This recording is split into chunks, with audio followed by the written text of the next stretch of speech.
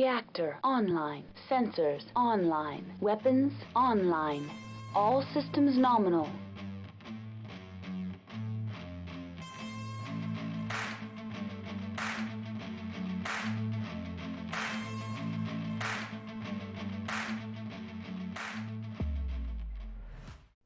Hello everyone, Carrie here with Unicorn Company, and today we're going to be looking at something that's not a force pack, but it's a total of 6 miniatures which you could get with the Kickstarter, one of which you got if you signed up very early for the Kickstarter, the second of which is something that you could get as a salvage box option, and the third was a surprise from Catalyst that got leaked before it was supposed to.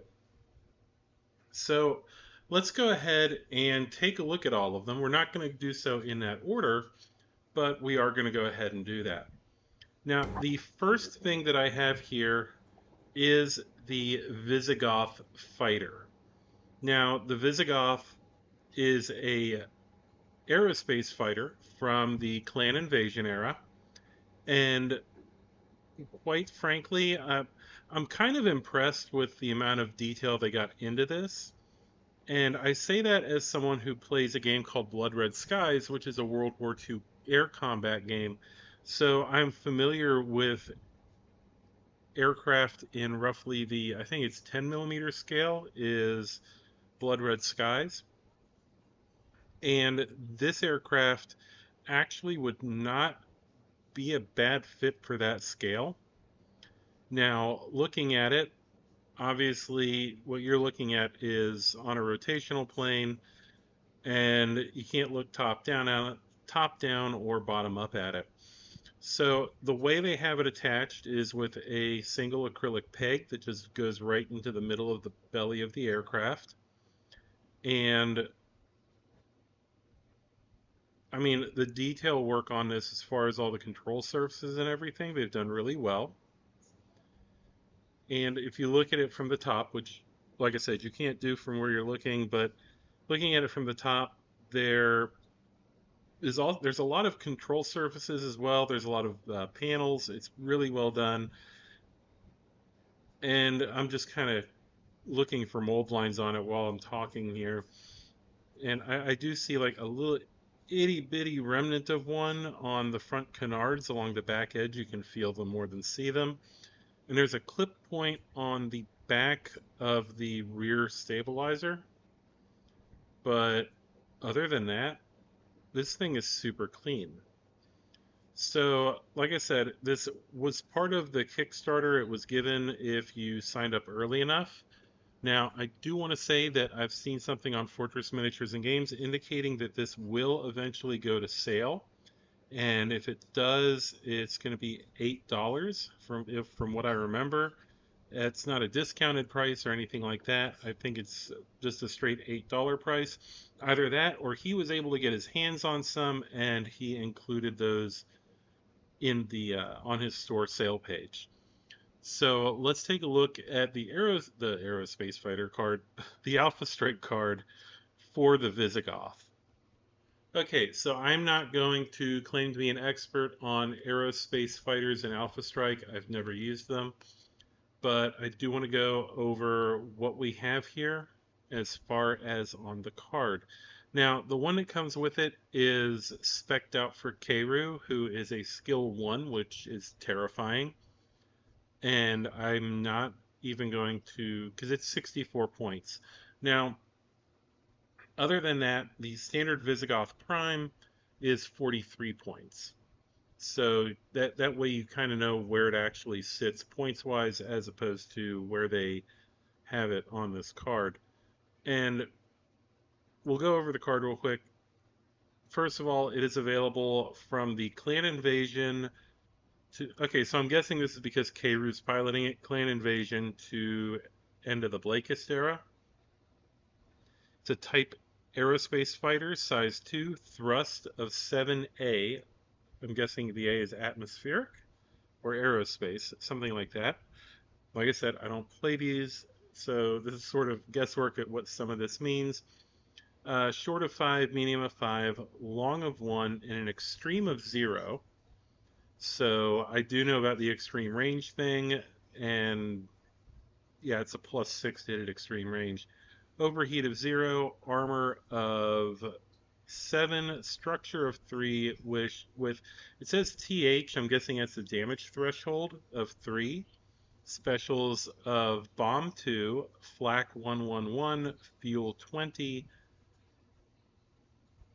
PNT 1, which I'm not sure what that does, rear 110, SPC, which I'm guessing is space, and VSTOL, which is vertical, very short takeoff and landing, or vertical standard takeoff landing. It's weird. So overall, like I said, I don't have much opinion on the card. I really don't use these. If anything, this Visigoth for me is just a thing to have. I may get rid of it. I may trade it off for something else. Who knows? But it's not something that is near and dear to my heart, much like mechs and vehicles are. It's an aerospace fighter. I mean, it looks cool. I will admit, looking at all the art for it, I don't know if I like how they did the potted engines on this. The art, a lot of the art depicts the potted engines being further up into the wing. Of course, also a lot of the art also depicts the body having a very odd shape, at least in the first iterations of it. But that got better when they did the 3055 upgrade art. Now, the second of these that I'm going to be talking about are the Savannah Masters. Now, these were something that Catalyst Game Labs did as like a little extra with the Kickstarter, and you get a box that has 2 stands of them in the box. Now, of course, the way they did it 2 per stand, and they give you 2 hex spaces, and it has holes to either do 2 of them like side by side, or you can do 1 in the center. Now, first things first, I want to say that I wish they had included 4 hex spaces simply so you could have 4 different Savannah Masters on their own base without having to source hex spaces for them. Now, on a plus side, if you're like me and you're tearing the objective stuff off of their hex spaces to use them more as objectives on a table than as hexed things, because I'm going to put those probably on round bases for as objectives for Alpha Strike. I really don't play Classic that much, so yeah, they're going to be used as objectives essentially in set dressing. If you do that, you can put 2 of them on 2 of those bases. They do have a little peg on the bottom. You just have to cut that off. That's no big problem at all. So as far as availability, from what I understand, these will also end up in their own little salvage box at some point, and that's probably going to run around $8 again. Looking at the miniature, which, mind you, they're very small. They're bigger than the metal ones, but they are small in comparison to everything else that we've gotten so far.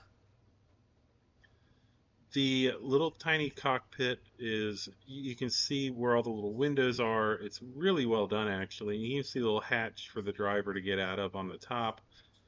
And the medium laser is actually offset to the side, so in the early depictions of the Savannah Master, it was depicted as running up the center line of the vehicle, which is fine and dandy until you have to straddle it while you try to drive a hovercraft that's about the size of a sports car. And this gets rid of that issue by mounting it into the side off to the driver's right. And going around the miniature, I mean, looking at it, it's highly detailed. I really like what they did. And the other thing I have to say is, well, quite frankly, I'm not seeing a mold line. I'm not seeing a clip point. I'm grabbing a few of them because I have four of the little boogers, and I'm checking. And I don't see clip points or mold lines. These are super, like, like this back part where you have the two vertical, or sorry, two horizontal fins and the vertical fin. I don't see how you would do this without it like having some kind of two-part mold. I mean, at least because that's a major undercut, and I don't know how you would do that, but they did it, and it looks spectacular. So each of these, like I said, I'm gonna end up putting on their own bases, and when you think about it, at $8 for four Savannah Masters, that's not bad. Um, and that's if they go through with it. I do know the Ironwood Metal ones, they cost about $1.50 a piece, but they are a little bit smaller, but they are really good quality too.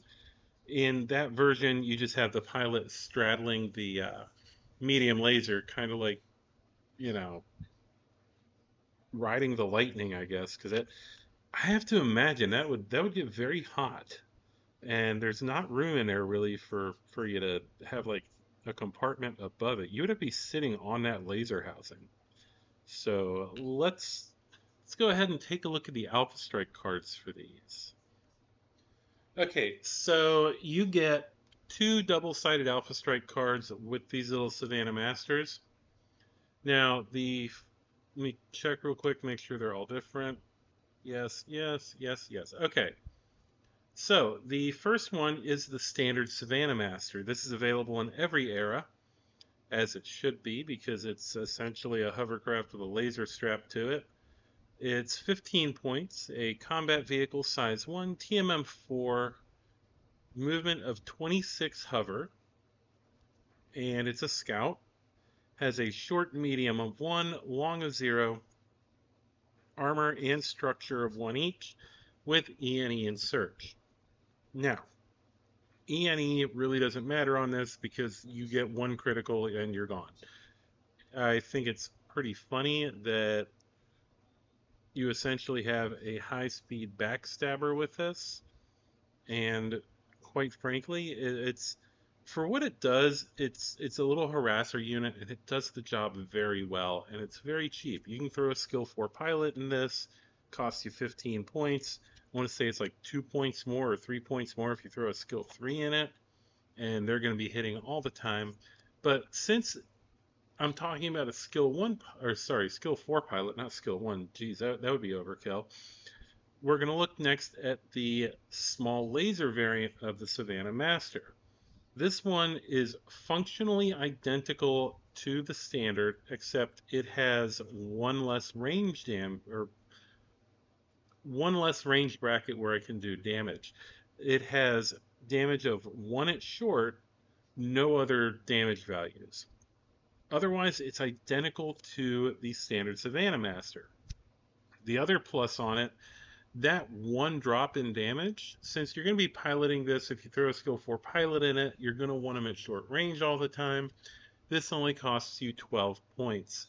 So an entire 4 Savannah Master Lance would cost you a total of 48 points, which I know technically vehicles are supposed to work in pairs and lances, but rarely do they get played that way.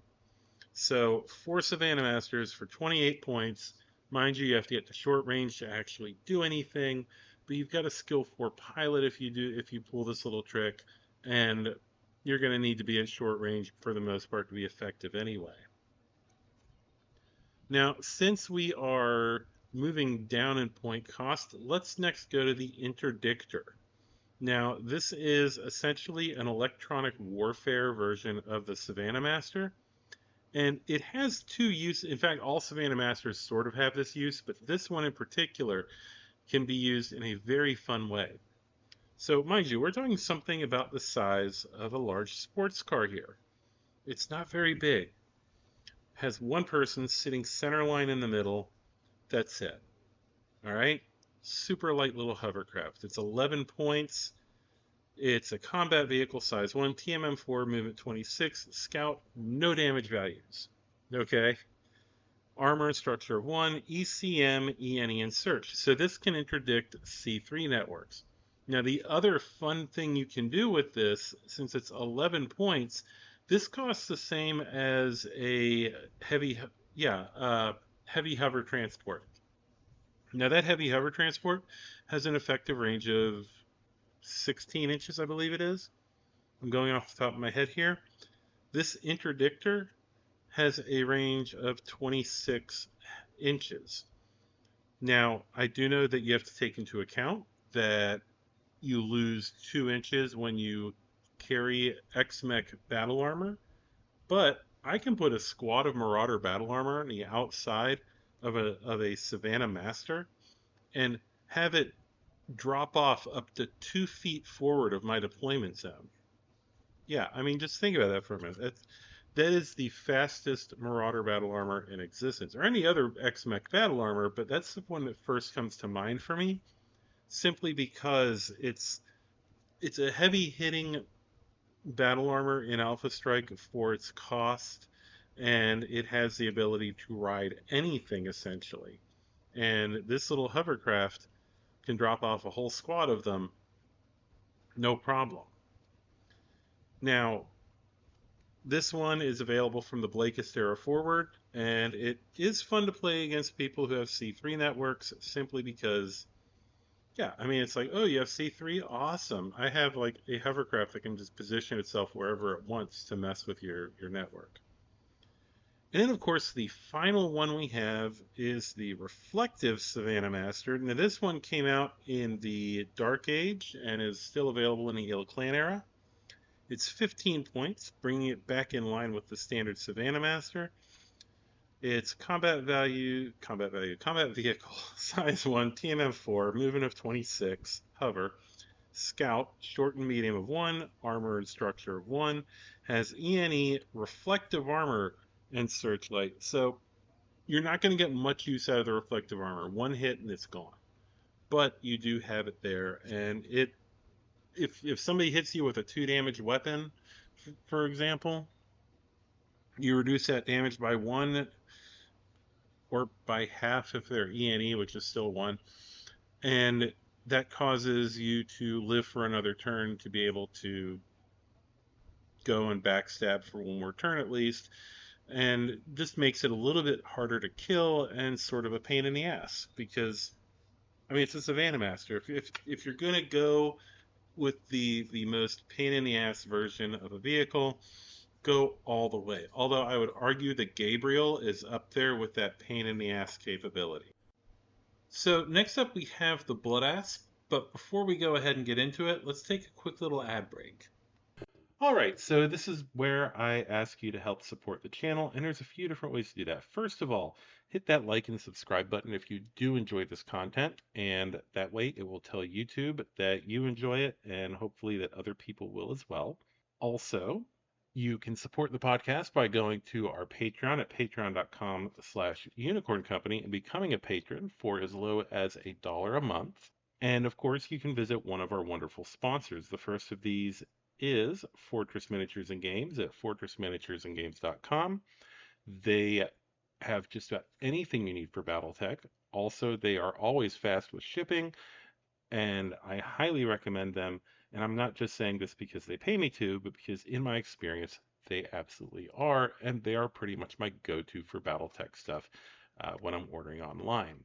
Also, you can visit our other sponsor, the Scrapyard Ork, who we are an affiliate with. Every order that you make from them helps us out a little bit. They have a variety of BattleTech themed dice, including movement dice.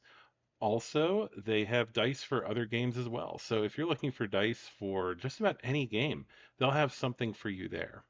You will find links for our Patreon as well as our wonderful sponsors in the description. Okay, so with that out of the way, let's go ahead and talk about the final miniature that I'm looking at today. And this would be the Blood Asp, as I mentioned earlier.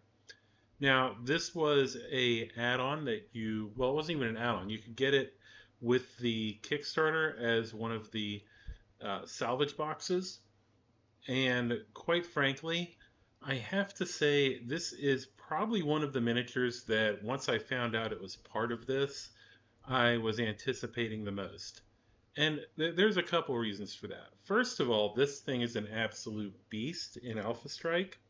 even though most of its configurations have it moving at 8 inches a turn, it is still awesomely powerful and just a pain in the butt to deal with. And the other thing is, the Blood Asp is a miniature that has always been cursed. And what I mean by that is there have been two versions of the Blood Asp put out. And the first one looked like, for lack of a better way to put it, it skipped leg day. And it just had like these little tiny chicken legs that didn't make sense with the design as far as scale. And then the other one, I can't quite remember off the top of my head, but the scale on that was also just really bad. And as much as I want to get those to compare them to this visually for you, I really do not want to spend that money, especially since I have two of these now, maybe three. I can't remember. I think I know I got four of them. I gave one to one of my partners because she deserves to have this. It's a beautiful miniature. And then okay, yeah, I think I got four. I still have three. I'm holding one of those in my hand right now. So, looking at the Blood Asp, first of all, this is absolutely beautiful. I love the way they've done this. The everything on it just looks right. None of it doesn't, it scales very well with everything out there. Like it feels right. I don't know how else to express that. And I think part of what always plagued it was the shoulder guns. And in this incarnation, they've gotten it all scaled properly. It looks good, and I'm very happy with that. Now, as far as the miniature itself, with the normal nitpicking that I do, and I do it not only for myself but for all of you, so you can know what to expect when you pull this out of the box. It, let's see, from the front looks amazing. I'm not seeing any issues. Now, around the front edges of the arms, I can feel the way that I don't even know how to put it. Like the burring, it's not on the barrels of the weapons, it's around that edge of the housing. And that's something that you'll pretty much have to run like a sanding stick over, get rid of that.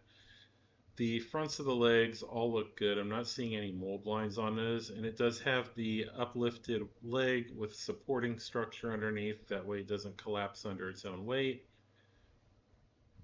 Going on to the mech's left side, everything looks good. Once again, not seeing any mold lines. And when we get to the back, that's where you do have a little bit of evidence of it being produced in a mold, and that would be clip points. Now, as usual, these are found on the upper section of the rear leg, one of them facing straight up towards the bottom of the left torso, and the other facing slightly back towards you. Then, of course, getting to the right side, once again, that is just nice and clean, and even turning the model so I'm looking at it from the bottom, I'm not seeing not seeing mold lines, not seeing clip points on the bottoms of the arms. So I'm assuming that that is hidden somewhere very well.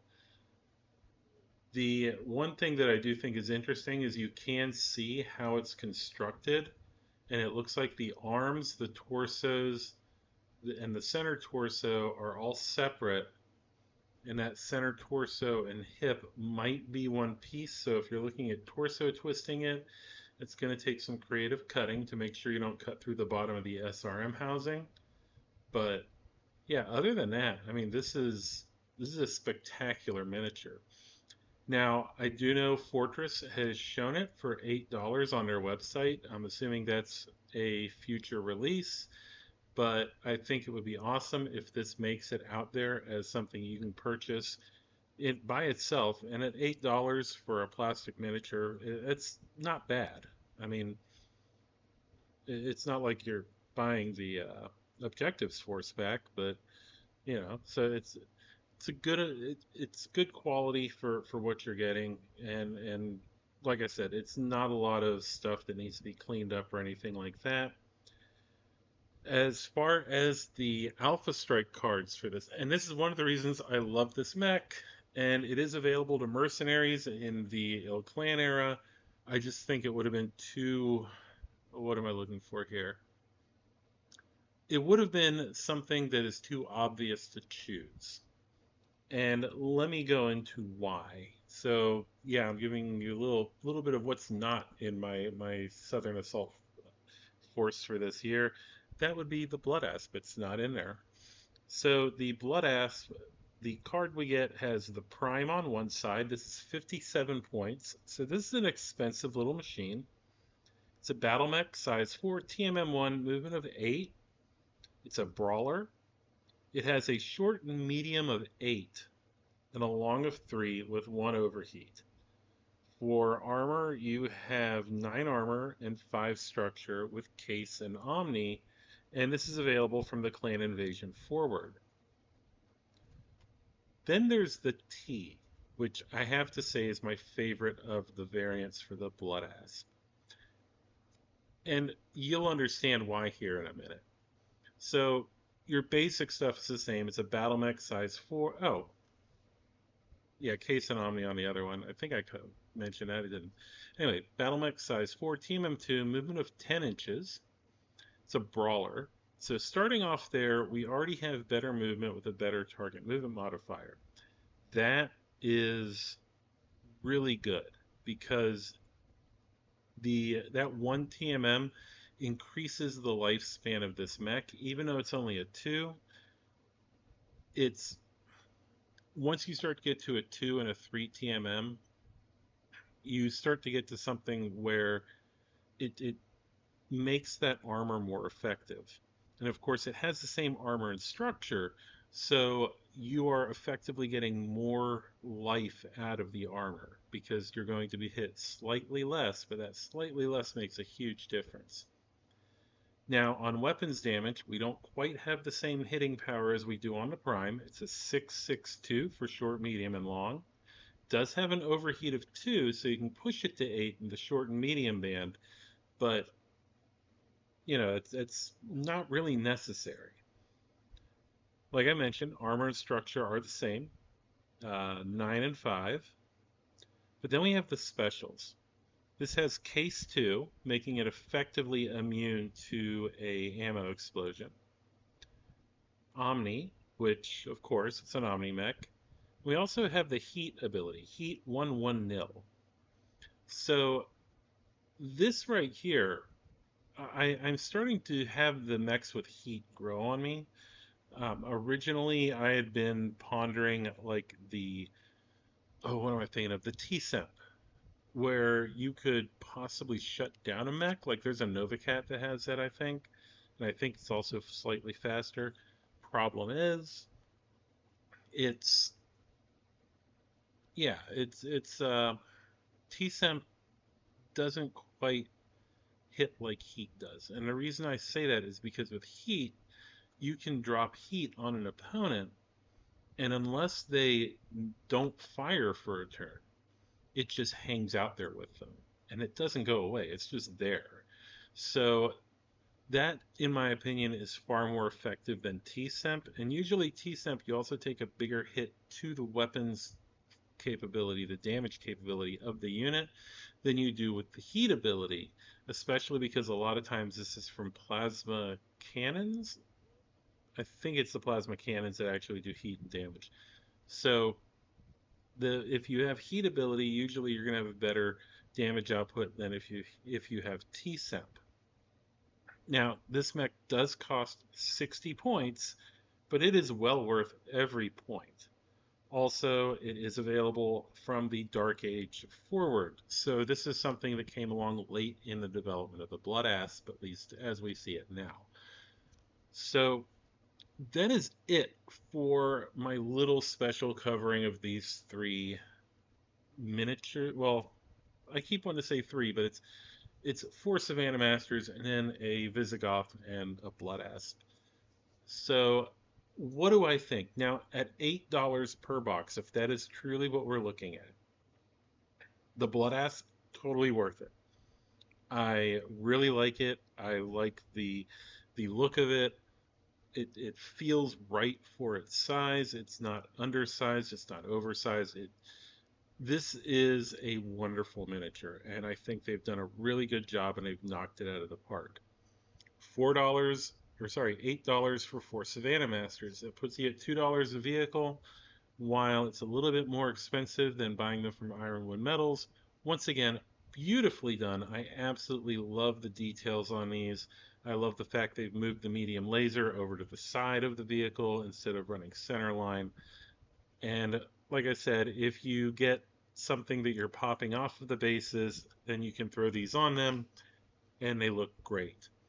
And then we have the Visigoth, which, mind you, from my perspective, is not something that I am prone to run or to really look at and go, okay, I need this for my game. But it is really well done. And if you are an aerospace person, then yeah, this is going to be wonderful for you. It is to scale with the mechs, so it's not in a different scale or anything like that.